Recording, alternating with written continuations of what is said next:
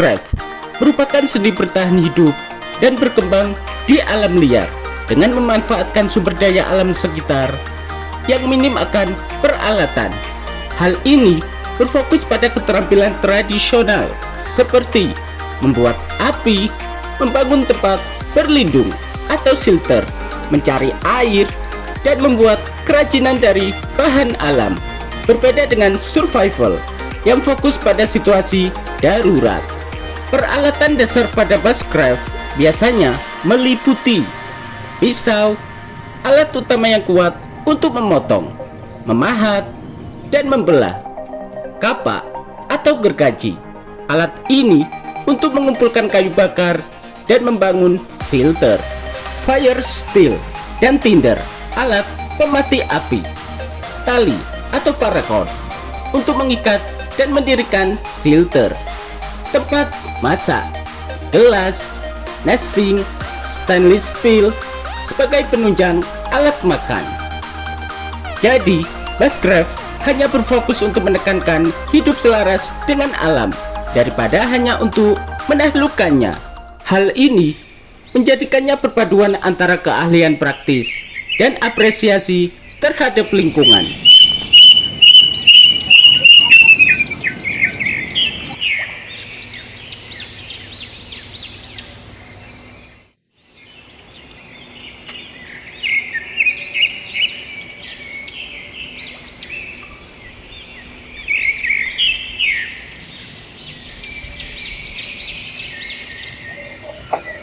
Oke, teman-teman, apakah ada kesalahan saat kita melakukan kegiatan Bushcraft?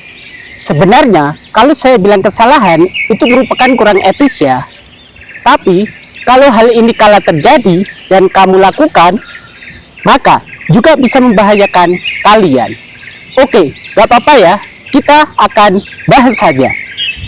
Inilah 9 kesalahan umum ketika kita melakukan kegiatan Bushcraft.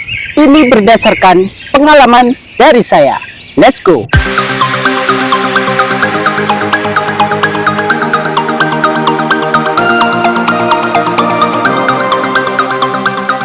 Yang pertama, kalian terlalu memaksakan diri membeli alat yang mahal. Siapa sih yang tidak ingin memiliki barang yang bermerek? Siapa sih yang tidak ingin memiliki barang yang mahal? Nah, ini sering terjadi bagi seseorang yang ingin melakukan kegiatan Bushcraft. Mereka selalu beranggapan bahwa alat-alat Bushcraft itu mahal-mahal. Padahal enggak. Kita memulai segala hal dari nol ya.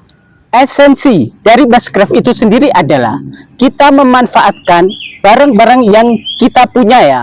Manfaatkanlah apa yang kita punya. Kalaupun kita harus membeli, sesuaikan dengan kemampuan kita.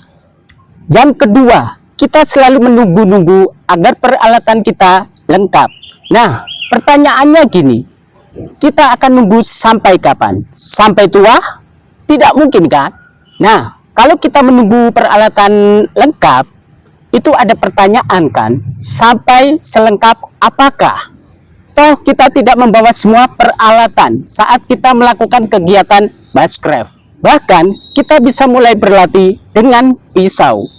Dengan pisau yang ada dulu. Contohnya, kita bisa memulai dengan pisau dapur. Atau berlatih tali temali dengan tali rafia. Maka, mulailah dari apa yang kita punya. Alat tersebut bisa kita gunakan semaksimal mungkin. Nomor 3, kita tidak bisa menguasai dengan peralatan yang kita miliki.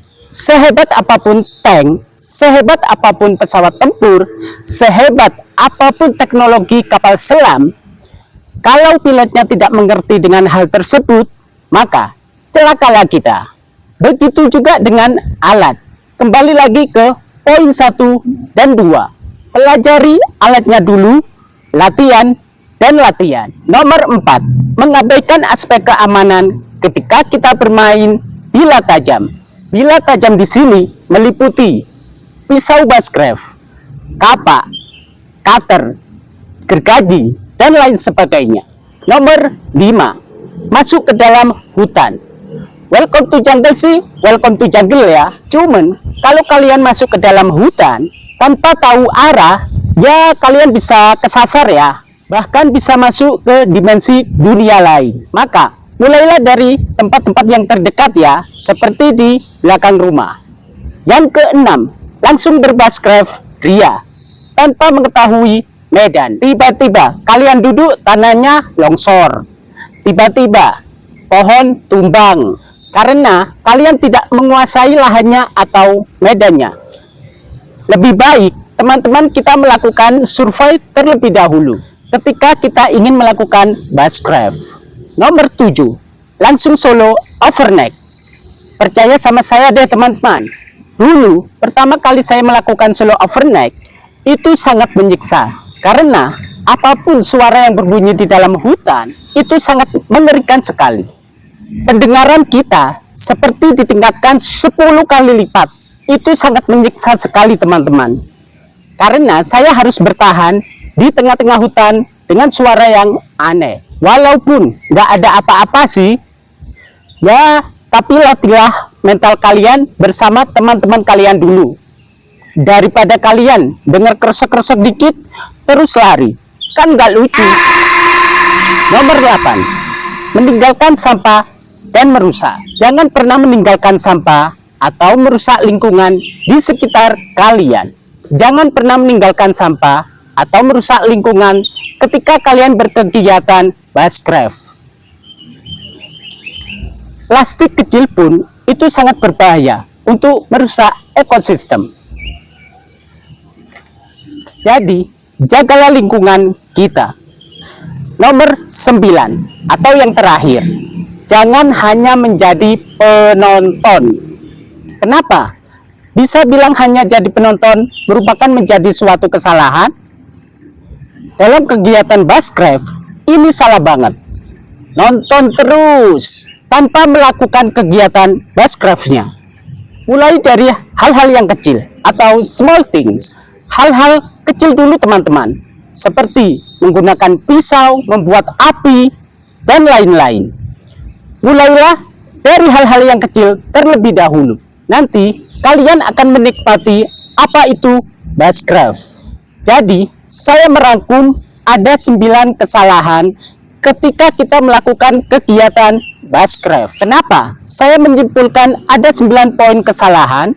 Karena saya pernah berada di posisi itu teman-teman.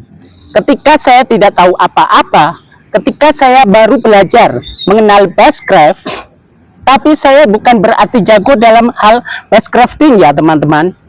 Jadi bushcraft itu tidak dibilang limitless ya, tidak terbatas. Jadi tergantung kita menikmatinya. Oke teman-teman, jadi itu ya video pendek tips yang saya buat. Mudah-mudahan bisa berguna. Dan saya Agung Tapsis, dan sampai jumpa di tips dan trik selanjutnya.